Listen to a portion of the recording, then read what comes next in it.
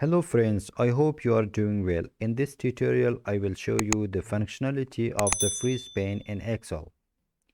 Whenever you are dealing with a big set of data, it is useful to freeze the first row or the first column of a data.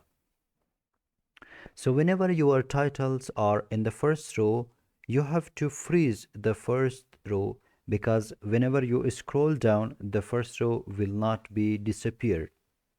So in order to freeze the first row, first of all you have to select the first row, then go to the view option, and from there go to the freeze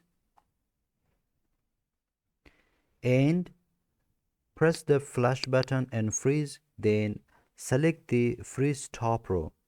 Now even if you scroll down, the first row will not be disappeared.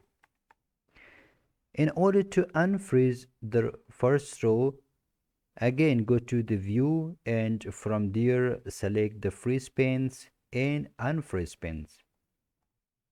Now if you want to freeze the first column, again you have to select the column, then go to the view and from freeze pane select the first column.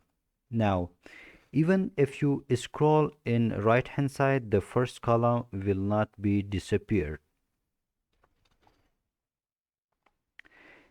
So according to this data, our title is neither in the first row nor in the first column. So in order to freeze the title, in order to make visible the title, first of all, I have to select one row below the main title, then go to the view, freeze pane, and from freeze pane, select the freeze panes, which is the first option. Now, as you can see that a thin black line is appeared here, which shows that the title has been freezed. Now, if you scroll down, the title will be visible and will not be disappeared. So thank you for watching this tutorial.